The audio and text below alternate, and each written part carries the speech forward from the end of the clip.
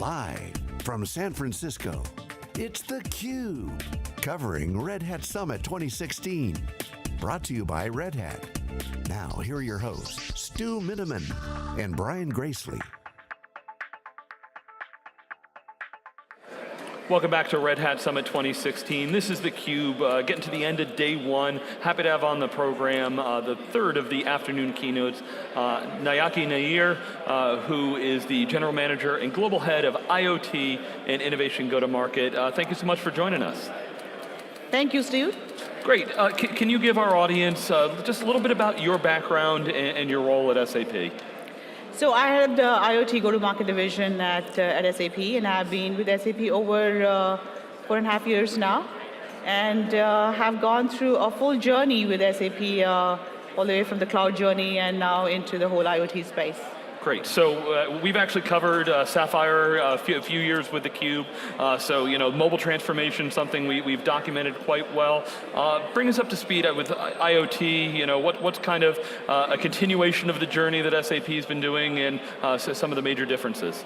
So what we have done is, as a part of the overall IoT strategy, we have defined what we call things to outcome as a framework, because it's such a big, wide topic. And we have very clearly come out and identified what is the key focus for SAP while we partner with the rest of the ecosystem to give us a connectivity layer. And across multiple 4 different industry clusters that we are razor focused on: manufacturing, high tech, professional services, the various industries that we are very razor focused on, and building solutions for each one of those solutions right now. Yeah, well, we've been having this sort of ongoing debate amongst ourselves and within our colleagues about IoT, specifically about, is IoT going to be an edge technology? Is it going to be a core technology for where data is? Where do you see, where does SAP see that? Maybe where are the use cases that might align to either one of those? Yeah, that's a great question. I always get this question every time I visit a customer. They say, Nayaki, where is money in IoT? Is it really the connectivity layer, or is it really the value and the outcomes it generates? And what we fundamentally believe is the outcome layer is where customers are really getting value, but you need the connectivity to get to those outcomes. You need the edge computing. We need to make that intelligent. And as we bring the data in, and the value you can derive from this data is what really the customers are looking for. So it is not either or, it is an and, edge plus the applications that generate outcomes out of it. Yeah. Okay. Can you give us some examples? I mean, IoT, we hear these enormous numbers, $40 trillion in new, revenue for the economy. Give us some sense of where are we today? Are we in the first inning? Are we in, the second inning? How far are we? And what are some great examples of that? I would say we are in the very early stages, but let me give you some examples of customers, right? Yeah. And I was talking about Under Armour this morning. And if you look at Under Armour as a brand, it was barely even known 10, 15 years back, right? Today, they're not only competing with all the majors, the likes of Nike and Reeboks of the world, but they have transitioned their business model of not just selling fitness products, but selling fitness as a service, which means they have to be monitoring the fitness levels of all their consumers, millions and millions of consumers around the world, and prompt them and nudge them to exercise more so they can stay fit. So here is a great story. A company that was just selling fitness products, because of IoT, now they can get very connected with their consumers, the health of the consumers, and provide that service to them. So I see this evolution of business models for large manufacturers. It's the same thing. GEs of the world, Siemens, all of them going through a big transformation of not just selling equipment, but selling it as a service, the outcome that the customer is looking for. And this is where I see a big transformation going on. Yeah, I mean, there's some very industry-specific things. I think everybody with mobility, there were some pretty straightforward ways that people understood to unlock the power of mobility. With IoT, I think we kind of dig into every use case. It's like, oh, here's some key finding they have and how they connect to their customers more.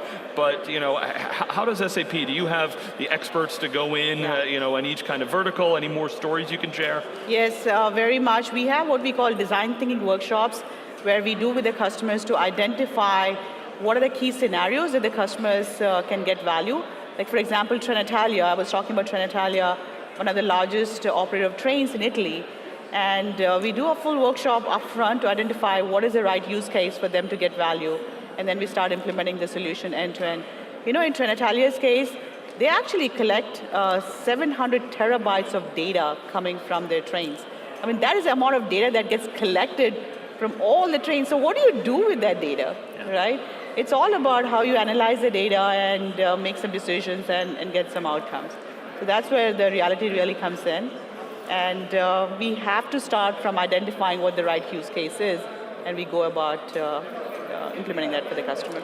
Yeah, SAP is extremely well known for technology around supply chains, around business process. How much of that is reusable for IoT? I mean, conceptually, can you go to companies and say, look, we've got expertise in thinking about things end to end and thinking about what information means to process. Does that really help you get in the door? Yeah, so our entire technology stack, the core of it is SAP HANA, which is our platform. And what we have done is to make it reusable from implementation to implementation, we have released key IoT services that customers can get started. These are not specific to any one scenario, but they're generic enough, what we call the intelligent edge that customers can deploy at the edge that filters the noise out. And then as it comes into our core platform, our HANA platform, we have various services like remote data sync. We have dynamic tiering so customers can use other data lakes for warm and cold storage, end-to-end device management. So there are a lot of out-of-the-box services that come with our platform, which are not customer-specific or implementation-specific, that customers can reuse over and over again across multiple implementations. Great. Can you tell us a little bit about the Red Hat partnership? Any new announcements this week that we should know about? So I was talking about how we are working with Red Hat, especially that intelligent edge that we mentioned.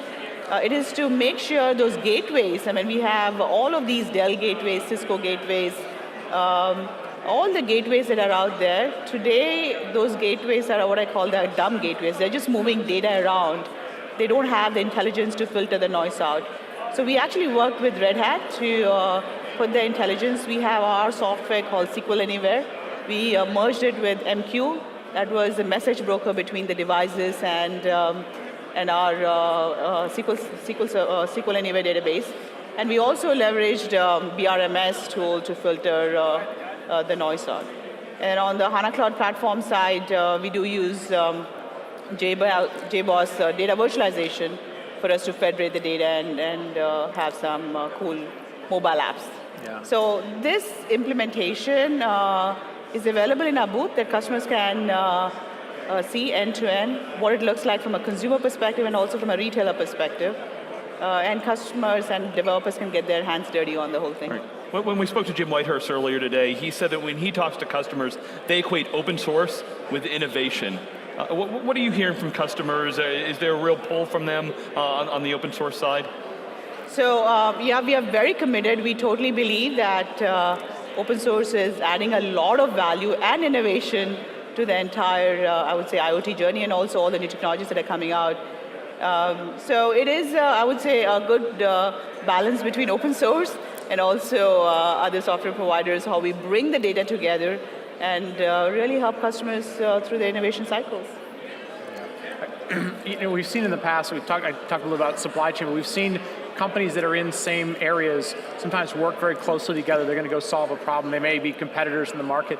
Do you see that with IoT? They're kind of, what does the marketplace look like in terms of learning from trains to automobiles to airplanes? Are they working together? Where do you see that happening? It is very amazing that the customers or companies that we never thought were our competitors are becoming our competitors and partners now.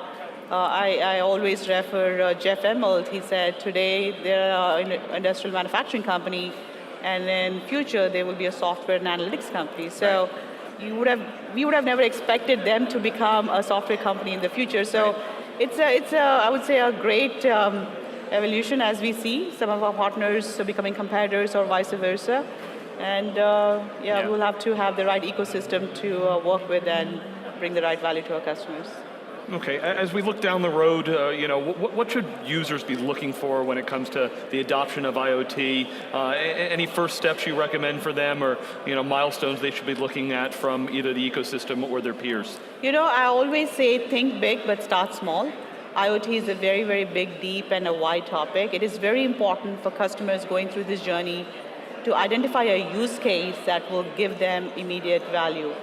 and start with those use cases, get value, get benefit, and then move on to additional use cases. Versus trying to boil the ocean. It can become very daunting if you try to boil the ocean. So it's always important for them to identify use case and get started. I will give you an example, especially in the pharma industry, I see this, where the number one requirement for pharma companies is to track and trace. Just track and trace. They need to track and trace every pharma product that gets manufactured from the manufacturing plant to it being in the warehouse, when it is in the trucks or the vessels till it reaches the consumer. They just have to track and trace. It's a very simple use case, but it's required mandatory and regulatory for a lot of pharma companies to do it. And they're all in that journey now. So similar use cases are very relevant for every company, every customer in multiple industries, and they can get big value out of it. All right, well, SAP's been at the center of many of these business transformations we've been watching, so really look forward to watching the progression of IoT. Thanks so much for sharing your updates, and Brian and I will be back with our wrap-up from day one here at Red Hat Summit 2016. You're watching theCUBE.